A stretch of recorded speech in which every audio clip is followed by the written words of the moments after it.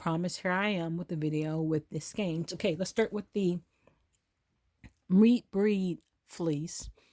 It's nice and thin, not like super lace thin. I'd say more it's like a heavy fingering. It kind of fluffed up nicely.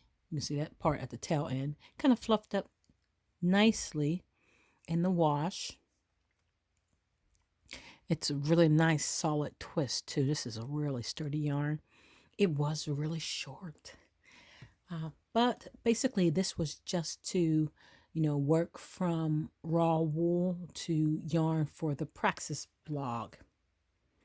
And I didn't count the yardage on this. This is just the sample. So we got that all done.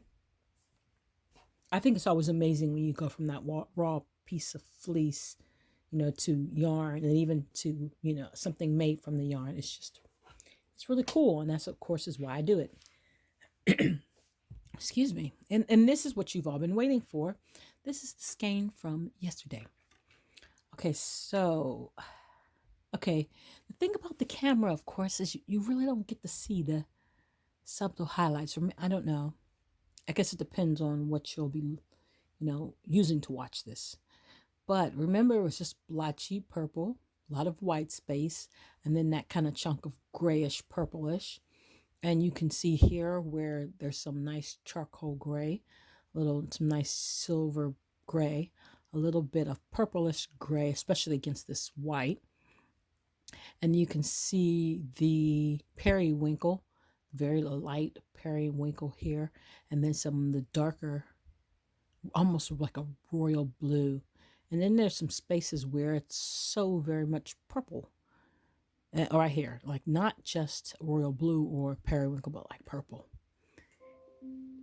And I love the variation in this skein.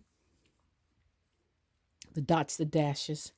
And just from reskeining it, how much cooler it looks. Imagine if I had posted it the way I had when you first saw it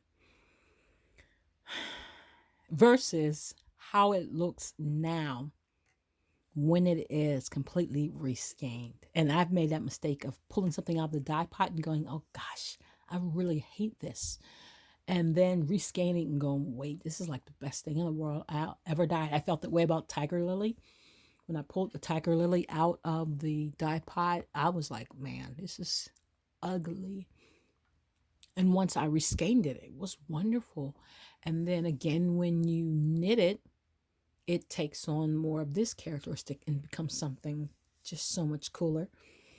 One of the things I love about this, the Earth and Sky, is it's pretty much like a splotchy kind of mess. Then when you reskein it, it just becomes wonderful. And then once it's knit, to actually watch how those break up is just, break up and come back together is just really neat.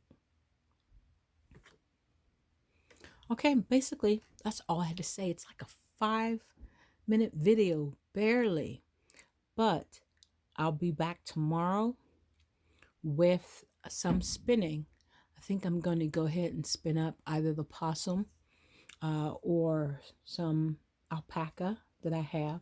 I don't know. I'll decide. I'll try to do something interesting, and then we can talk more about spinning during that video. Thank you, everyone. Have a good night.